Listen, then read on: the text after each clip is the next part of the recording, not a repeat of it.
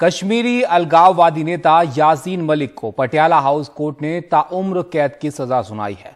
आतंकी फंडिंग के मामले में उन्हें आईपीसी की धारा 121 यानी देश के खिलाफ युद्ध छेड़ने के मामले में उम्र कैद की सजा मिली है। यासीन मलिक को 5 मामलों में 10-10 साल की सजा मिली है और सभी सजाएं उम्र कैद के साथ चलेंगी। यासीन मलिक को तिहाड़ जेल भेज दिया गया है, जहां उसकी सीसीटीवी से निगरानी की जाएगी। यासीन मलिक को सजा सुनाए जाने के बाद सुरक्षा एजेंसियां और दिल्ली पुलिस अलर्ट पर है। एजेंसियों और पुलिस को कई ऐसे अलर्ट मिले जिनके मुताबिक सजा के विरोध में दिल्ली एनसीआर में आतंकी हमले किए जा सकते हैं। यासीन मलिक को सजा सुनाए जाने के बाद कश्मीर घाटी के कई इलाकों में हिंसक प्रदर्शन हुए। हालात तनावपूर्ण हैं, जिसके चलते कई इलाकों में इंटरनेट सर्विस बंद कर दी गई है।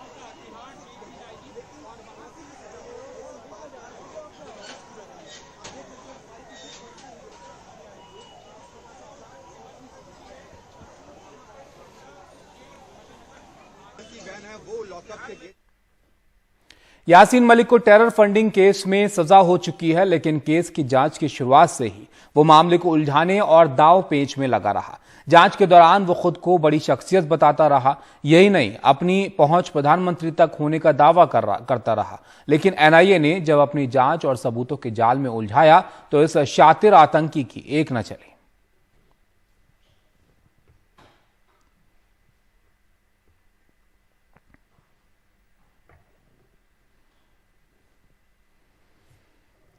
तो इस मामले में जो है सजा सुनाई जा चुकी है, लेकिन सजा से बचने के लिए क्या क्या कोशिश की गई यासीन मलिक की तरफ से, वो भी आप जानिए। दरअसल इस मामले में 2019 में एनआईए की हिरासत में उसको लिया गया था और खुद को बड़ी शख्सियत की धौंस यासीन मलिक जो है लगातार इस दौरान देता रहा और जांच एजेंसी से अदालत तक धौंस जमाने की कोशिश जो है वो की गई। प्रधानमंत्री तक पहुंच होने की धौंस दी गई और एनआईए हिरासत में खाना पीना तक छोड़ा गया, लेकिन उसके बाद भी ये सब जो है इसके काम नहीं आया और यहाँ पर सजा सुनाने का फैसला किया गया। आशीष भार्गव हमारे साथ हैं, उनके पास चलते ज़्यादा जानकारी के लिए। आशीष, तमाम कोशिशें की गई कि ऊंची पहुंच है और बड़ा प्रभाव है ये सब, लेकिन कुछ काम नहीं आया। किस तरीके से ये मामला आगे बढ़ा और कहां पर जो है यासीन मलिक फंसा, ये सब बताइए। जी देखिए, तो अभी सबसे अहम बात यह है, जब कॉन्स्पिरेसी में कोई केस होता है जिस पर साबित करना बहुत मुश्किल काम होता है, सिर्फ कॉन्स्पिरेसी के ऊपर कि साजिश वो रच रहा था। देखिए, उसने खुद कहा कि कोर्ट में भी प्लीड गिल्टी किया। उसने कहा 1994 के बाद उसने हथियार नहीं उठाया।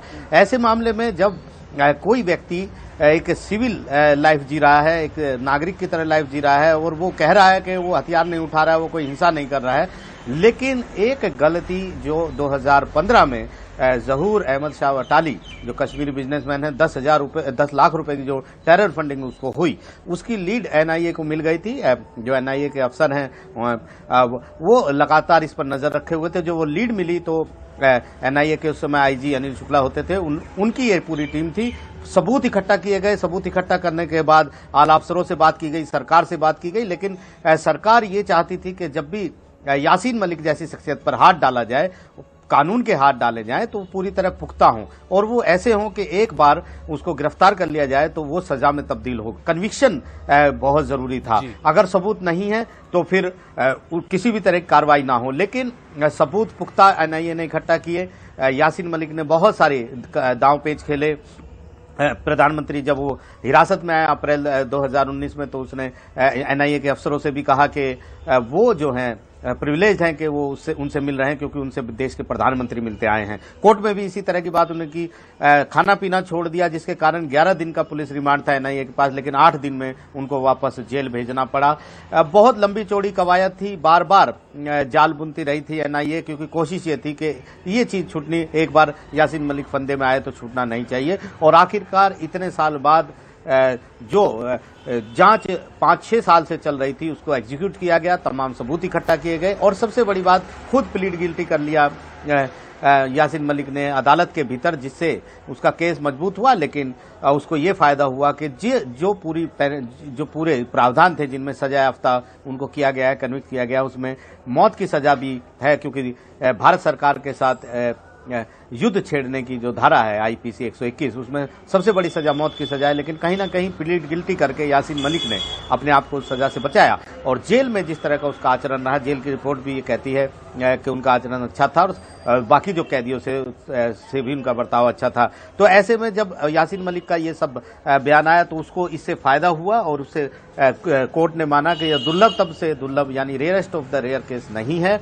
और उसको मिटिगेटिंग फैक्टर यानी सजा कम करने के फैक्टरों का उसको फायदा हो गया। लेकिन अदालत ने साफ तौर पर लिखा है कि जिस तरह उसने कहा कि प्रधानमंत्री उनसे मिलते आए हैं, न केवल मनमोहन सिंह बल्कि वीपी सिंह से लेकर अटल बिहारी वाजपेयी भी उससे मिले हैं और यहां तक कि उसको विदेश में भी मंच पर अपनी राय रखने की भारत सरकार ने इजाजत दी है। वो महात्मा गांधी को फॉलो करता है। ये तमाम बातें कहीं 1994 के बाद उसने हथियार नहीं उठाए। लेकिन कोर्ट ने कहा है कि भारत सरकार के साथ उसने विश्वासघात किया है। वो एक राजनीतिक संघर्ष की आड़ में एक हिंसा की साजिश रचता रहा है और उसको किसी तरह की रियायत इस मामले में देने की जरूरत नहीं है। तो ये एक बड़ा फैसला है, एक बड़ा संदेश है और एक बड़ा कदम भी है कि अगर एजेंसी चाहे तो जांच पुख्ता हो सकती है, एजेंसी चाहे तो वो किसी भी लेवल के, जैसे कहा जाता है कि कानून की नजर में सब बराबर हैं, तो कहीं ना कहीं आप देखिए यासीन मलिक ने एजेंसी से लेकर यानी जांच से लेकर अदालत तक में प्रधानमंत्रियों से मिलने की बात की,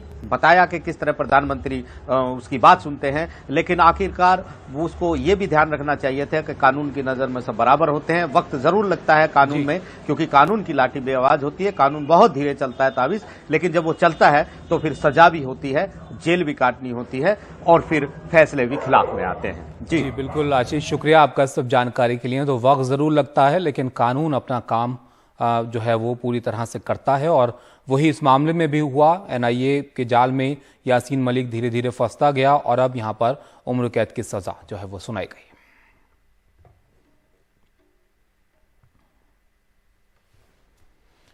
कश्मीर में यासीन मलिक की गिरफ्तारी के बाद से कई जगह पर प्रदर्शन हो रहे हैं, जिसकी वजह से घाटी में फिलहाल इंटरनेट सेवा जो है वो बंद की गई है और जो वहां पर फोर्सेस हैं उनको भी तमाम जगह पर मुस्तैद रखा गया है और किसी भी यहां पर घटना को ध्यान में रखते हुए इससे बचने के लिए तमाम जो एहतियात हैं वो पूरी तरीके से उठाए जा रहे हैं।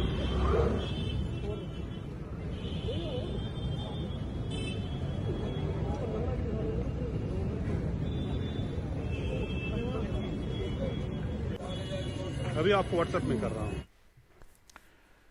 जम्मू कश्मीर में टारगेट किलिंग का सिलसिला जारी है। आतंकियों ने बडगाम जिले के चादुरा इलाके में कलाकार अमरीन भट्ट की गोली मारकर हत्या कर दी। फायरिंग में उनका 10 साल का भतीजा भी घायल हो गया है। पुलिस के मुताबिक 8 बजे के करीब आतंकियों ने अमरीन भट्ट के घर पर फायरिंग की। उन्हें घायल हालत में अस्पताल ले जाया गया, जहां डॉक्टरों ने उन्हें मृत घोषित कर दिया। जम्मू कश्मीर में 24 घंटे के अंदर यह दूसरा टारगेट अटैक है। मंगलवार को श्रीनगर में आतंकियों ने एक पुलिसकर्मी सैफुल्ला कादरी की हत्या कर दी थी और उनकी 7 साल की बेटी भी घायल हो गई थी।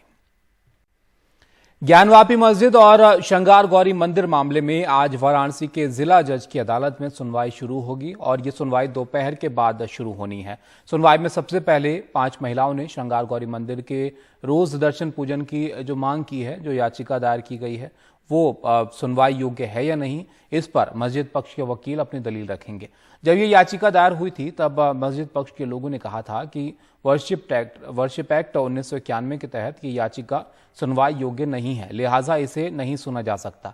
लेकिन ये मुकदमा चला और इसमें सर्वे भी हुआ। बाद में मामला सुप्रीम कोर्ट पहुंचा। सुप्रीम कोर्ट ने जिला अदालत को निर्देश दिया कि वो इस मुकदमे को सुने और सबसे पहले मस्जिद पक्ष के इस आवेदन पर सुनवाई करे। सुप्रीम कोर्ट के निर्देश के बाद जिला अदालत में दोनों पक्षों की दलीलें सुनने के बाद 26 मई को मस्जिद पक्ष के लोगों के आवेदन को सबसे पहले सुनने का आदेश दिया गया था।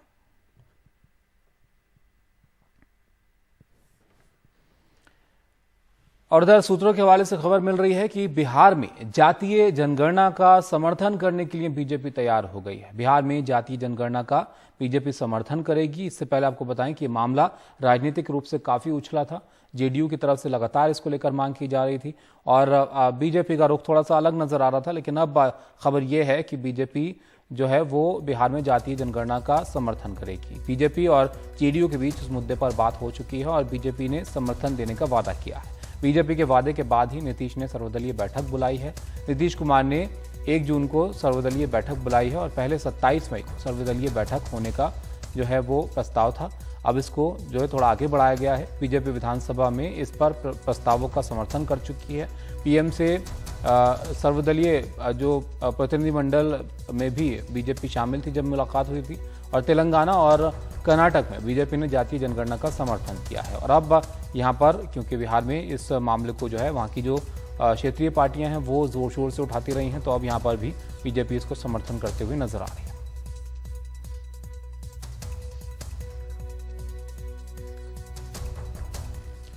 बिहार के जो डिप्टी सीएम हैं तारकिशोर प्रसाद, उन्होंने ट्वीट किया है जिसमें उन्होंने लिखा कि माननीय मुख्यमंत्री श्री नीतीश कुमार जी द्वारा 1 जून को आहूत सर्वदलीय बैठक में भारतीय जनता पार्टी भाग लेगी।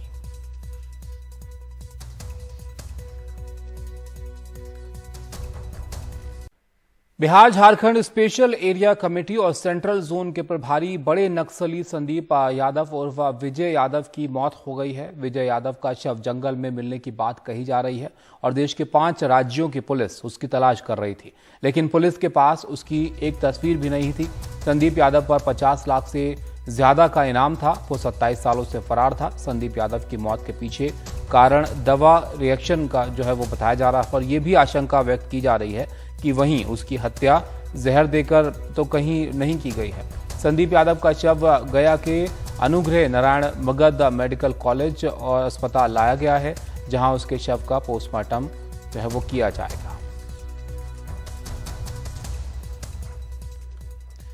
मनीष जी हमारे साथ हैं, ज्यादा जानकारी के लिए उनके पास चलते हैं। मनीष जी बताइए संदीप यादव के बारे में और किन हालातों में जो है शव मिला है। देखिए जहां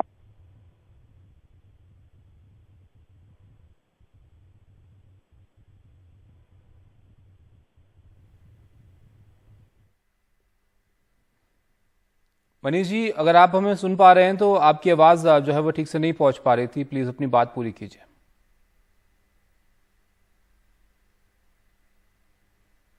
चलिए दोबारा से संपर्क साधने की कोशिश करेंगे मनीष जी से, लेकिन आपको बताएं कि ये मोस्ट वांटेड नक्सली था जिसका जो है शव यहाँ पर मिला है। Bihar Jharkhand special area committee की सेंट्रल जोन के का बड़ा प्रभारी जो है संदीप यादव उर्फ विजय यादव की मौत हो गई है और मनीष जी से फिर संपर्क हो गया है दोबारा। मनीष जी अपनी बात पूरी कीजिए।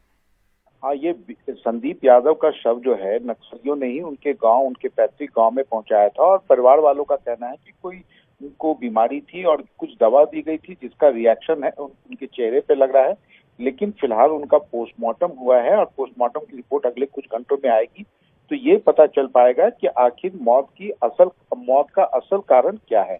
जहां तक संदीप यादव का नहीं रहने का सवाल है, निश्चित रूप से बिहार झारखंड के वो बहुत बड़े नक्सली नेता थे, क्योंकि इसलिए बड़े थे क्योंकि आज तक वो पुलिस या किसी भी अर्धसैनिक बलों की गिरफ्त में नहीं आए थे, उनकी गिरफ्तारी संभव नहीं हो पाई थी। दूसरी बात यह है कि स्ट्रैटेजी के लेवल पे वो काफी उनकी पहचान थी। तो अब ये माना जा रहा है कि उनकी मौत के बाद नक्सलियों को एक बड़ा झटका लगा है और खासकर पुलिस बल के लिए या एंटी नक्सल ऑपरेशन में जो लगे लोग हैं, वो अर्धसैनिक बलों के लोग हों या कोबरा हों, उनके लिए ये एक तरह का बहुत बड़ा साइकोलॉजिकल एज उन्हें बिहार झारखंड के जंगलों में, खासकर नक्सल प्रभावित इलाकों में आने वाले दिनों में मिलेगा।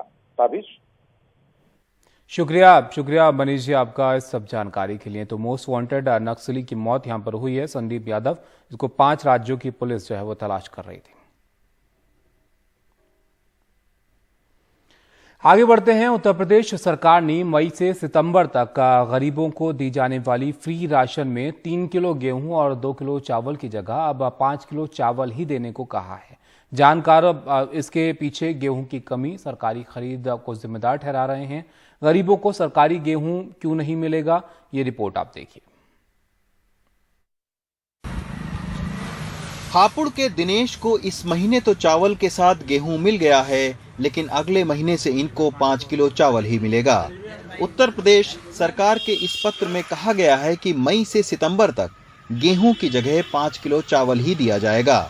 इस स्कीम के तहत करीब 14 करोड़ लोगों को फ्री राशन मिलता है। गेहूं नहीं मिलेगा, चावल मिलेगा सर, इससे तो दिक्कत होगी बहुत। अच्छा, हम तो रोटी ज़्यादा खाते हैं, चावल तो हफ्ते में एक बार ही बनता है हमारे। क्या परेशानी मान रहे हैं इससे? गेहूँ सर गेहूं नहीं मिलेगा तो थोड़ा ऐसे में मेरा खर्चा ज़्यादा हो, हमारा राशन से हमारा एक हफ्ता चल जाता है। तो क्या क्या मिला इस बार आप लोगों को? गेहूँ, चावल, रिफाइंड, अच्छा, नमक की थैली और चने।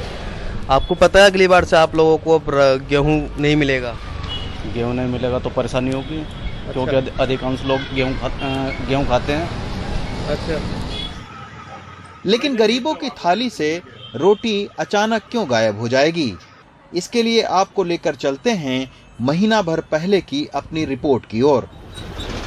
17 अप्रैल को एनडीटीवी ने दिखाया था कि गेहूं के सरकारी खरीद केंद्र पर सन्नाटा है और किसानों की ट्रैक्टर ट्रालियों की लंबी कतार निजी आटा मिलों के बाहर लगी है।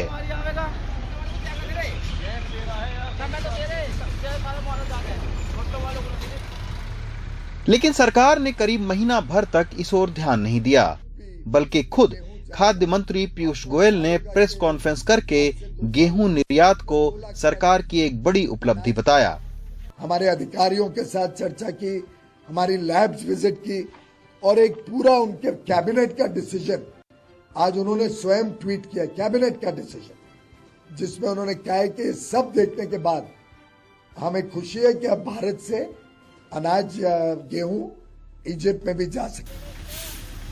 लेकिन कुछ दिन बाद ही सरकार को अपनी गलती का एहसास हुआ और 13 मई को गेहूं निर्यात पर रोक लगा दी गई। लेकिन तब तक निजी कंपनियों ने 50 से लेकर 100 रुपए प्रति कुंटल ज्यादा देकर किसानों का गेहूं खरीद लिया था। अब हालात ये हैं कि उत्तर प्रदेश में जहां पिछले साल 30 अप्रैल तक करीब 11 लाख टन गेहूं खरीदा गया था, वहीं इस साल महज 1,30,000 टन ही सरकारी खरीद हुई है। 30 अप्रैल तक उत्तर प्रदेश के 28 जिलों में लक्ष्य के मुकाबले महज 2 से 5% ही गेहूं की सरकारी खरीद हुई। पूरे देश के आंकड़ों की अगर बात करें तो सरकार का अनुमान 4.44 करोड़ टन गेहूं खरीद का था, लेकिन 20 मई तक महज 1,81,00,000 टन ही गेहूं खरीदा गया। लिहाजा सरकार ने 31 मई तक गेहूं की सरकारी खरीद बढ़ा दी है।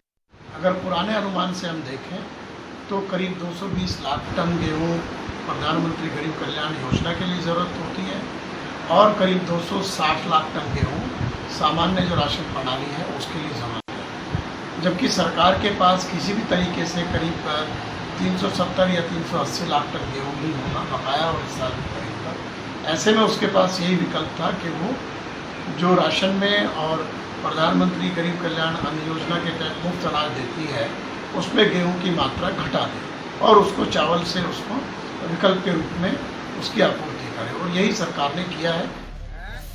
यही नहीं, सरकार जब तक गेहूं के निर्यात पर रोक लगाती तब तक 70 लाख टन गेहूं के निर्यात का सौदा भी हो चुका था।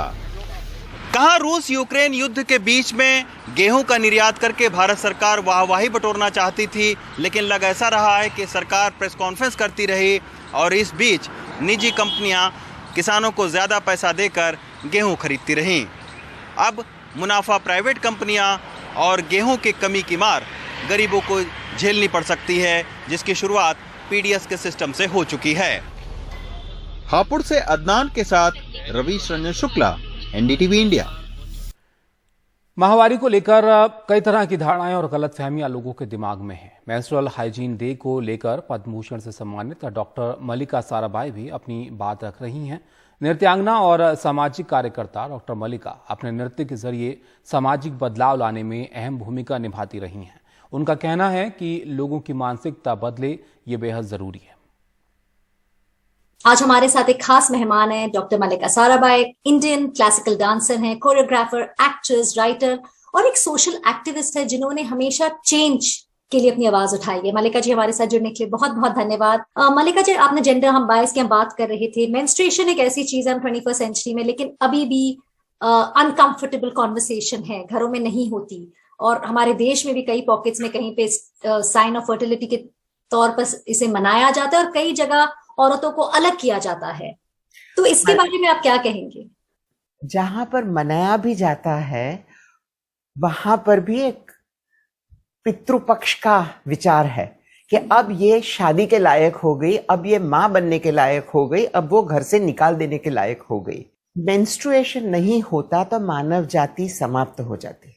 ये पहले समझने की जरूरत है।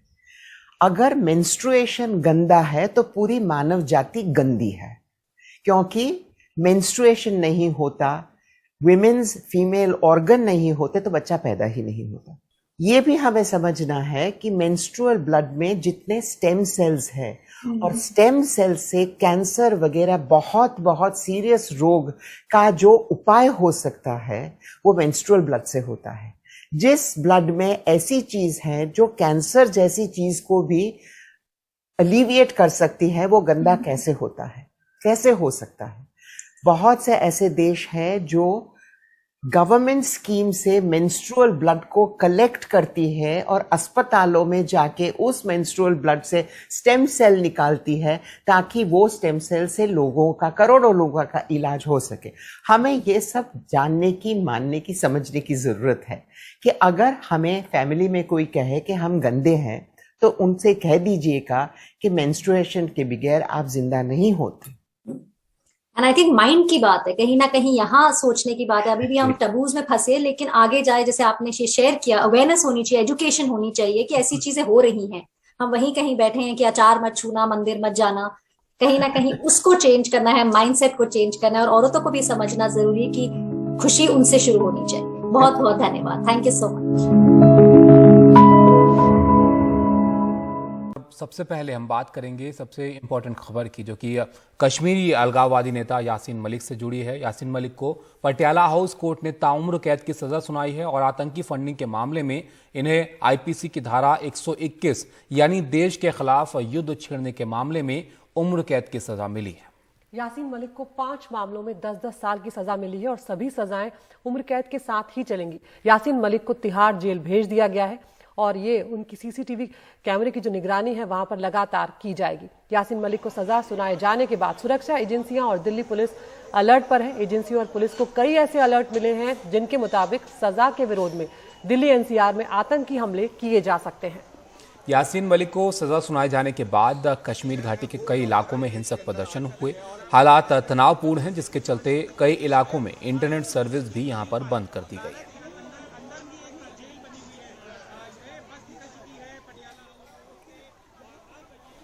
और हमारे साथ श्रीनगर से जुड़ रहे हैं हमारे सहयोगी नजीर मसूदी। नजीर, यासीन मलिक को सजा सुनाए जाने के बाद से कि पहले से ही हम देख रहे थे कि थोड़ा तनावपूर्ण माहौल लग रहा था वहां पे, इस वक्त किस तरह की स्थिति है जब से कल से सजा का ऐलान हुआ है? क्या कुछ देख रहे हैं आप वहां पर? देखिए, कुछ हालात बिल्कुल काबू में हैं। कल थोड़ी सी गड़बड़ हुई थी वहाँ मायसूमा में, कुछ पत्थरबाजी हुई थी, कुछ प्रदर्शन हुए थे, लेकिन उनको फौरन सुरक्षा फोर्सेस ने काबू में कर लिया। यहाँ लोगों को ये आशंका कहीं मौत की सजा हो तो शायद ये गड़बड़ हो सकती है, लेकिन इसमें यह लग रहा है कि शायद गड़बड़ नहीं होगी। हर तरह की सुरक्षा के जो उपाय हैं वो किए गए हैं। तमाम कल हमने देखा एक स्पॉन्टेनियस शटडाउन श्रीनगर में रहा। तो कुल मिला के सिचुएशन जो है काबू में है, लेकिन जहाँ तक मिलिटेंसी का सवाल है वो काफ़ी बढ़ रही है। कल भी एक आर्टिस्ट को वहाँ मारा गया चाडूरा बडगाम में, और अपने भतीजे के साथ 10 साल का भतीजा था। ये अमरीन भट्ट हैं, एक आर्टिस्ट हैं, टीवी आर्टिस्ट हैं, सोशल मीडिया पे काफ़ी एक्टिव थी, वीडियोस अपलोड कर रही थी। उसको घर के बाहर मार दिया गया। उसका भतीजा 10 साल का बच्चा फरहान जुबैर वो जख्मी हुआ। ये दूसरा बड़ा वाक़ा है जो टारगेट किलिंग है बडगाम और श्रीनगर जिलों में 24 घंटों के दौरान। तो वो बड़ी तशवीश की बात है। लॉ एंड ऑर्डर की जहाँ तक सूरत हाल है, यासीन मलिक के जो उम्र कैद सजा के बाद पॉलिटिकल पार्टीज ने इस पे अपनी प्रक्रिया दी है। गुपकार अलायंस ने कहा कि इससे जो हालात हैं खराब और हो जाएंगे, लेकिन इससे बेहतरी की कोई उम्मीद आ सकती है। जाहिर सी बात है कि इस तरह का जो दंड एक अलगाववादी नेता को मिल रहा है तो उससे तो यहाँ कुछ न कुछ तो फर्क पड़ जाएगा, क्योंकि अपनी उनकी एक इन्फ्लुएंस है, कॉन्स्टिट्यूंसी है, तो वो उस पर असरअंदाज जरूर करेगी। लेकिन शायद आने वाले दिन ही बताएंगे इसका क्या असर होगा। लेकिन इस वक्त जो सबसे बड़ा चैलेंज है सुरक्षा फोर्सेस के लिए वो मिलिटेंसी का। और जब हम बात कर रहे हैं मिलिटेंसी की, तो आज सवेरे पुलिस ने बताया 3 मिलिटेंट जो घुसपैठ कर रहे थे कुपवारा के जमगंड सेक्टर से, उनको मार गिराया गया। उनके मुताबिक वो लश्कर के मिलिटेंट थे और घुसपैठ कर रहे थे। आर्मी और पुलिस के ज्वाइंट ऑपरेशन में उनको नियंत्रण रेखा के पास आज सवेरे मारा गया और उनके मुताबिक भारी मात्रा में हथियार और गोला बारूद भी उनसे बरामद किया गया है। जी शुक्रिया नसीर आपका इस सब जानकारी के लिए। तो अदिति, जो समस्या है वहां पर वो लोगों की भी है क्योंकि उनको लगातार निशाना बनाया जा रहा है, और यासीन मलिक को सजा मिलने के बाद थोड़े तनावपूर्ण हालात भी हैं जो कि इस वक्त चिंता की वजह वहां पर बने हुए हैं।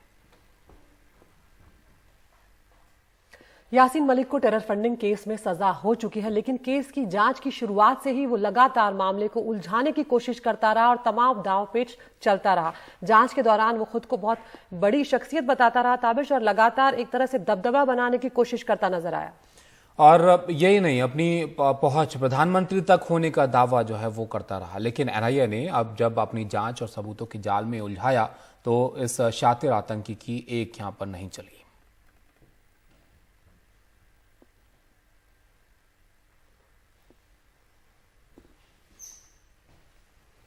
तो आपको बताएं कि किस तरीके से शिकंजा जो है वो यासीन मलिक पर यहाँ पर कसा गया। लगातार चालबाजी की गई, बचने की कोशिश की गई, लेकिन कुछ भी ये काम नहीं आया। 2019 में एनआईए की हिरासत में यासीन मलिक को लिया गया था और उसके बाद से खुद को बड़ी शख्सियत बताकर धौंस जमाने की कोशिश जो है इसकी तरफ से की जाती रही, और जांच एजेंसी से अदालत तक की धौंस जमाने की कोशिश जो है वो की गई। तो लगातार कई सारे दावपेच जो हैं वो यासीन मलिक ने खेले। एनआईए हिरासत में खाना पीना छोड़ा और कई तरह के जो दावपेच हैं वो अपनाता रहा, लेकिन आखिरकार कुछ भी काम ना आया। आशीष भार्गव है हमारे साथ, हमारे लीगल अफेयर्स एडिटर यहाँ पर। जी आशीष, एक बड़ा केस इसको कहा जाएगा, तमाम कोशिशें की गई यहाँ पर बचने की, लेकिन किस तरीके से ये मामला आगे बढ़ा ये आप बताइए, क्योंकि जाहिर है सबकी निगाहें इस पर बनी हुई थी। जी देखिए ताविश, सबसे पहली बात यह है कि बहुत सारे आतंकियों को एजेंसियों ने पकड़ा है, सजा कराई है, ये सब होता रहता है, कॉन्स्पिरेसी भी साबित की है। लेकिन एक ऐसा शख्स जो 1984 के बाद जिसने हथियार नहीं उठाया, 1994 के बाद वो खुद कह रहा है, और उसके बाद डायरेक्ट लिंक किसी में नहीं था, किसी केस में नहीं था। ऐसे में जो सरकार जिसको मंच देती हुई है उसने बात कोर्ट में भी कही है कि वो प्रधानमंत्रियों से मिलते आए हैं, न केवल मनमोहन सिंह से मिले हैं बल्कि वीपी सिंह से लेकर वो अटल बिहारी वाजपेयी तक से मिला है, और सरकारों ने मंच दिया है, भारत सरकार ने उसको अपनी राय रखने का, न केवल भारत में बल्कि विदेश में भी। ये बताने की कोशिश की थी कि वो आतंकी गतिविधियों में शामिल नहीं था, ये कहने की कोशिश थी, लेकिन साथ में उसने प्लीड गिल्टी भी किया, यानी अपना अपराध भी कबूल कर लिया। 10 लाख रुपए का टेरर फंडिंग ये था जिसकी ट्रेल, मनी ट्रेल और पूरे सबूत एनआईए के पास आ चुके थे। जब एनआईए ने प्रोडक्शन वारंट लगाया 2019 में, उसके बाद अप्रैल में पटियाला हाउस कोर्ट लाया गया। उसके बाद 11 दिन की पुलिस हिरासत में एनआईए को दिया पटियाला हाउस की एनआईए कोर्ट ने। लेकिन एनआईए के जो अफसर हैं, जो टीम वहां पर काम कर रही थी, आईजी उस समय अनिल शुक्ला थे जिनकी अगुवाई में ये पूरी जांच हो रही थी। तो जब पूछताछ शुरू हुई तो सबसे पहले एक बार फिर दोष दी प्रधानमंत्रियों की यासीन मलिक ने अफसरों को, और बताया कि वो प्रिविलेज हैं कि उनसे बात कर रहे हैं, क्योंकि उनसे खुद देश के प्रधानमंत्री बात करते हैं, मिलते रहे हैं। काफी कोशिश की कि सबूत न जुटा पाए, लेकिन सबूत पहले से थे। खाना पीना छोड़ दिया धीरे धीरे, और इतनी तबीयत खराब हो कर ली अपनी कि एनआईए के अफसर कहते हैं कि 11 दिन के पुलिस रिमांड लिया था, लेकिन 8 दिन बाद ही उसको वापस न्यायिक हिरासत में जेल भेजना पड़ा, कोर्ट पेश करना पड़ा। लेकिन सबूत इकट्ठा हो चुके थे। हालांकि प्लीड गिल्टी यहाँ पर यासीन मलिक ने कर लिया, लेकिन वहां भी अदालत के सामने भी उसने प्रधानमंत्री से मिलने की बात बताई, और किस तरीके से भारत सरकार ने उसको मंच दिया है ये बताया। ये कहा कि वो महात्मा गांधी का फॉलोअर है, अहिंसा वो छोड़ चुका है, 1994 के बाद उसने हथियार नहीं उठाए, वो किसी गतिविधि में शामिल नहीं था। अगर वो किसी गतिविधि, आतंकी गतिविधि में शामिल होता तो भारत सरकार इतनी मूर्ख नहीं है जो उसको राय रखने के लिए मंच देती। ये बात अदालत में कही थी।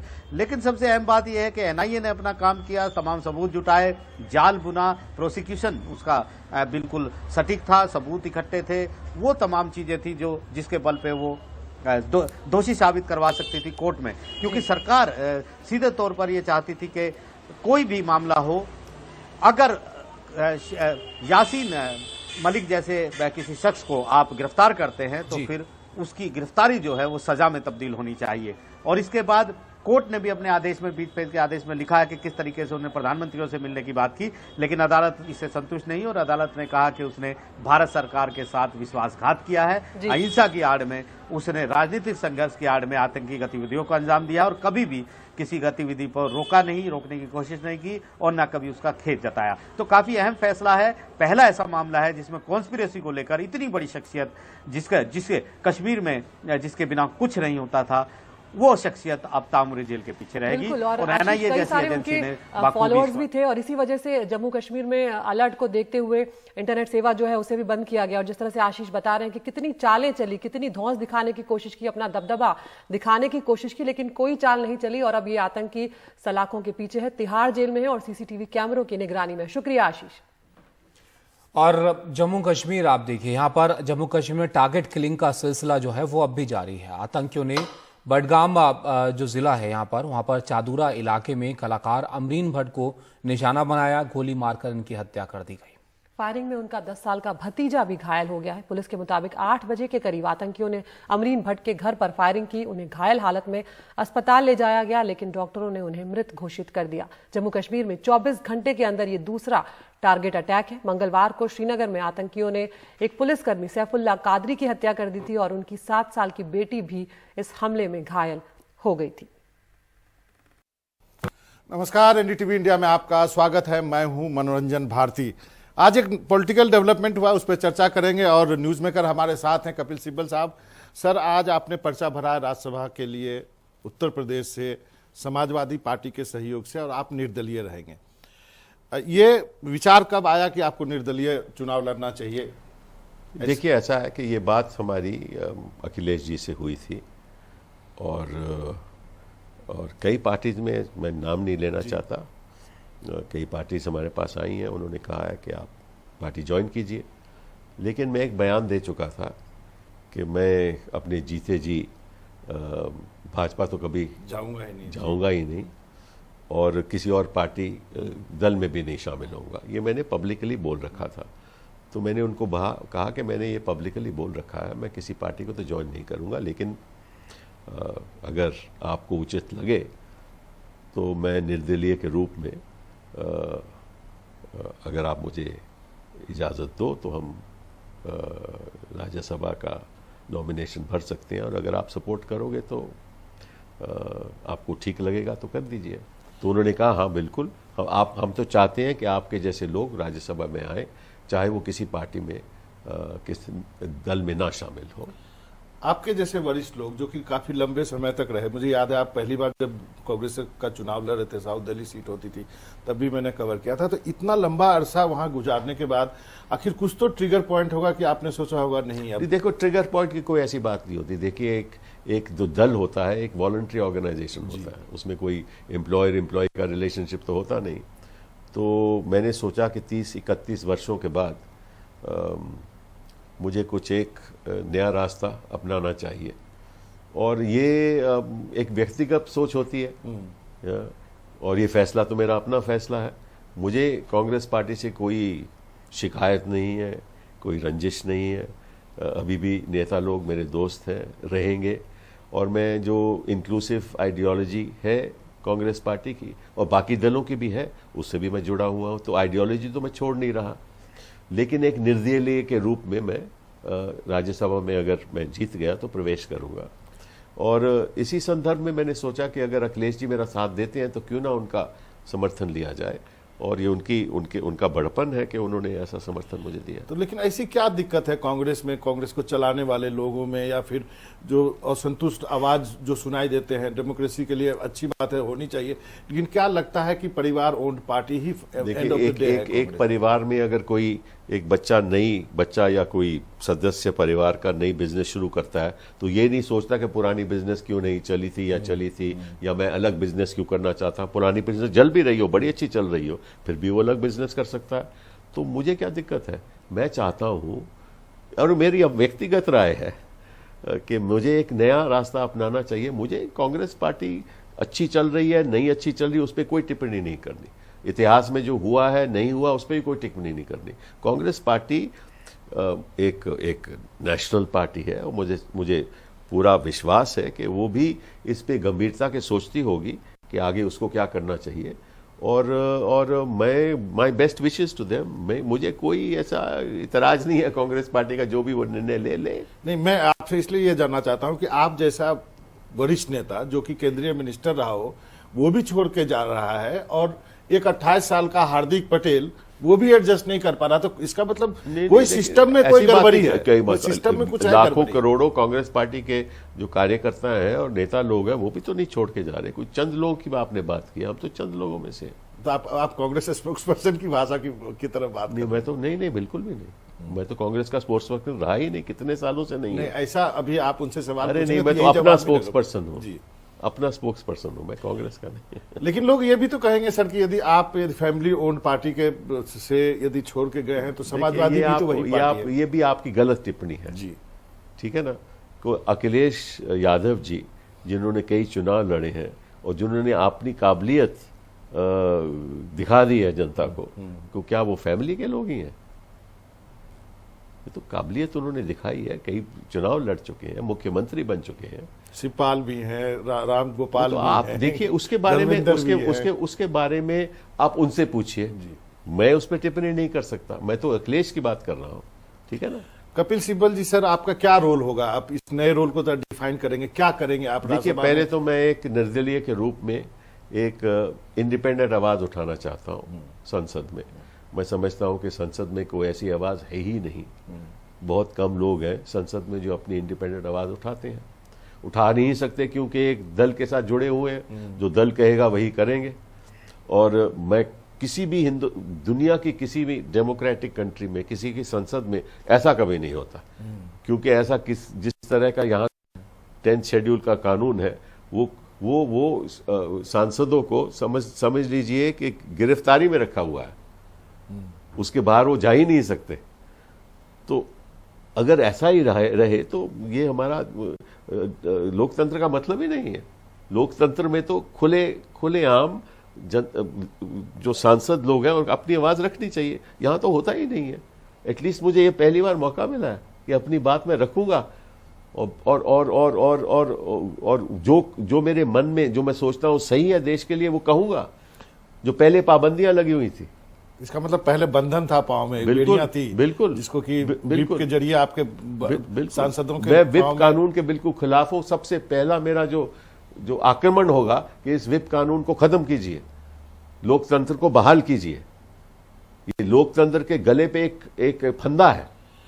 एक काम तो ये, दूसरा काम, क्या आप अपने वरिष्ठता का उपयोग करते हुए बाकी सबको जोड़ने का प्रयास काम करूंगा? हाँ, ये मेरा प्रयास है कि बाकी सब दलों को जोड़ने के मैं प्रयास करूंगा, एक ही प्लेटफॉर्म पे लाने की कोशिश करूंगा। सभी के साथ मेरे बड़े अच्छे संबंध हैं और क्योंकि सभी लोगों की आइडियोलॉजी है, जो सोच विचार है, वो कोई ज्यादा अलग नहीं है, तो मैं समझता हूं कि इकट्ठा हम हो सकते हैं। लेकिन आसान भी नहीं है, कोई चीज आसान नहीं होती। तो मेरा एक छोटा सा प्रयास होगा, मैं सफल हुआ या न सफल हुआ वो अलग बात है, लेकिन प्रयास जरूर करूंगा। तो इकट्ठा करेंगे, उसमें कांग्रेस भी होगी या पहले? अरे भाई, सभी दल का मतलब कांग्रेस भी होगी ना, नेचुरली।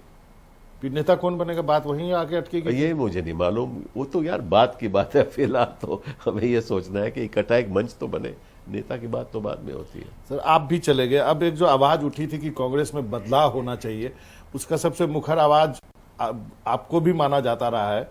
बहुत सारी मीटिंग्स भी सब लोगों ने इकट्ठा किए थे। अब क्या वो आवाज दब जाएगी आपको लगता है? क्योंकि बाकी लोगों को उदयपुर चिंतन शिविर के बाद कुछ देने की कोशिश करके एडजस्ट किया जा रहा है। इस बारे में कोई टिप्पणी नहीं मैं करूंगा। देखिए, अब मैं कांग्रेस पार्टी में नहीं हूं। अगर मैं होता तो कुछ टिप्पणी कर भी देता, बट इस समय मैं नहीं हूं।